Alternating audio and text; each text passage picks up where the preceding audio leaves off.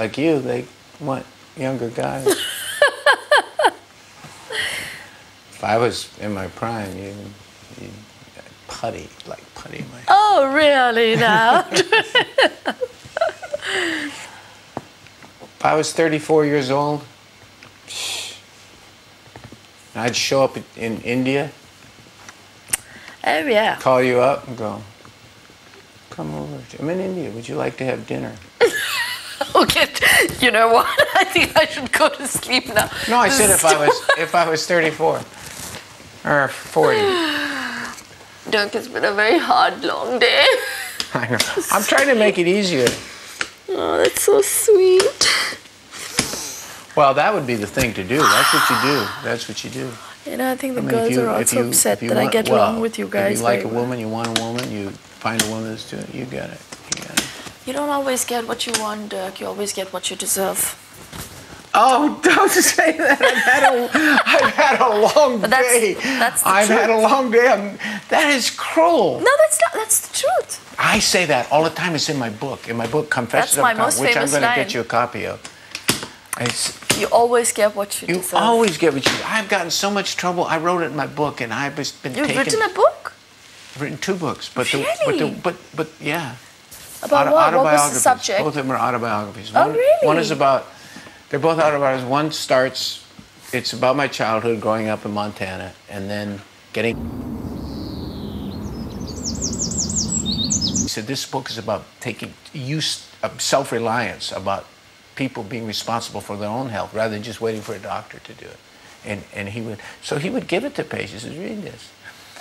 But he couldn't get it anymore, and he called the publisher, and the publisher said, oh, no, that book it's out of print. Because the book all of a sudden stopped selling when it first came out. Boom. So I called the publisher. He said, oh, yeah, no, well, you know, that's what happens with books. That's what he was telling me. He says, well, it's not selling anymore. So I called him. I said, I had a letter. I have this letter from such and such a doctor, and I've got the letter you wrote him. Then it was a whole deal. Oh.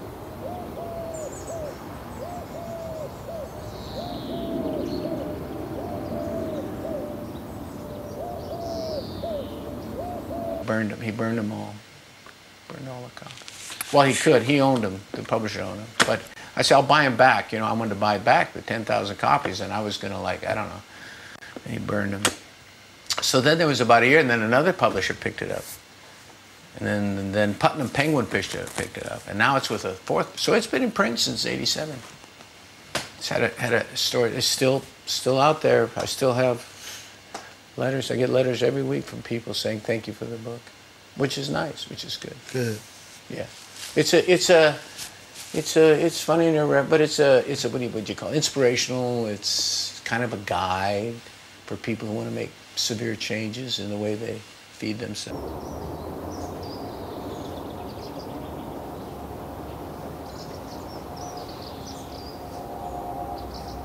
It's a story, one person's story. That's fantastic. But at the end of the day, at the end of the book, I say, you know, all cancer is a spiritual cancer.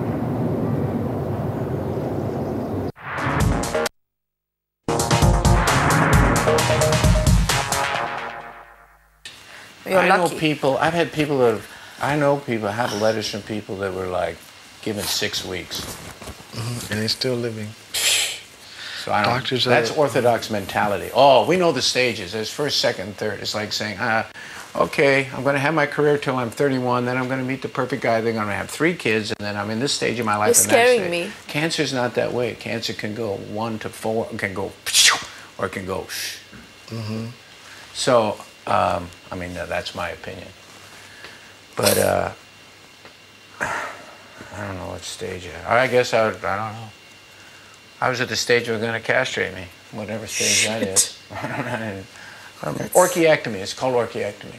Oh my God. I said, what's orchiectomy? Well, so what did you say? Then what did you do? I left the hospital. My friend went with me. He says, I got to go with you because you'll never get out. When they give you the final news, you know, they won't let you out. Really? Yeah. He was right, too. I kind of went running down the hallway. They said, well, you're going to die. You'll die. you want to have a chance to live, or you'll be dead. So then the journey started.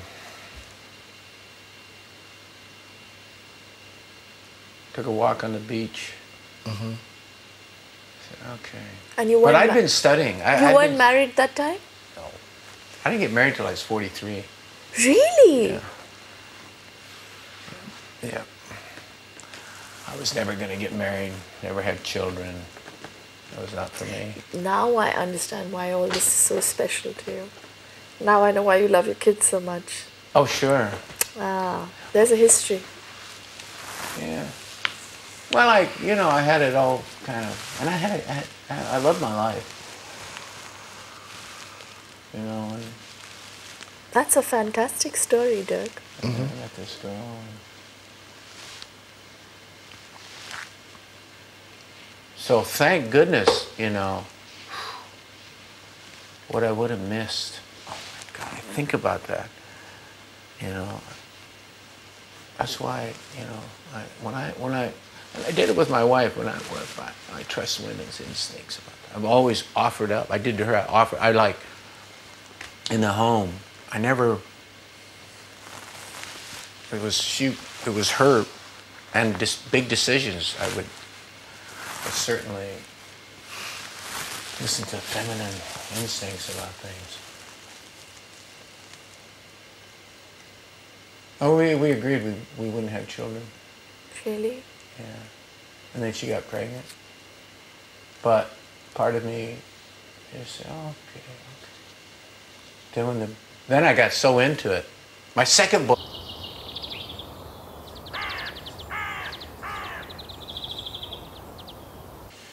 He was killed when I was 18. And it's about the birth of my son.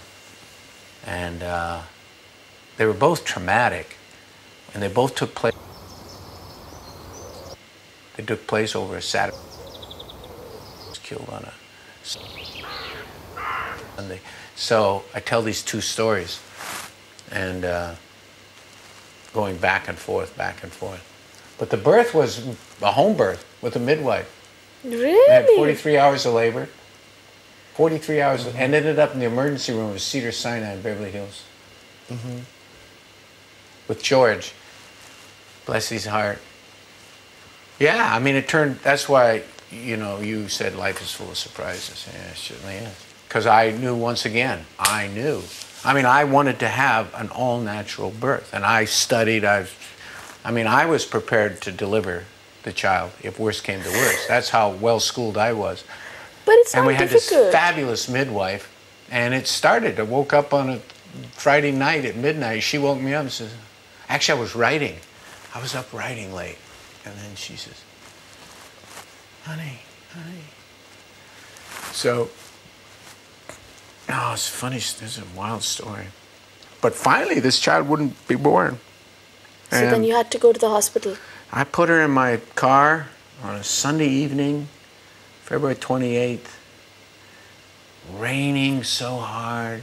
Agua Dulce, it was about 45, 48, maybe 50 miles from where we lived, into Los Angeles, over the hill, went over Laurel Canyon, down into Beverly Hills, down Beverly Drive, down to Cedars-Sinai, into the emergency room, screech out of the thing, get my wife out, and she has to squat. She was like, this is 43 hours, so she's fully dilated. There's no reason why this child shouldn't be ready to commit suicide. She was great detail in the book, the whole thing,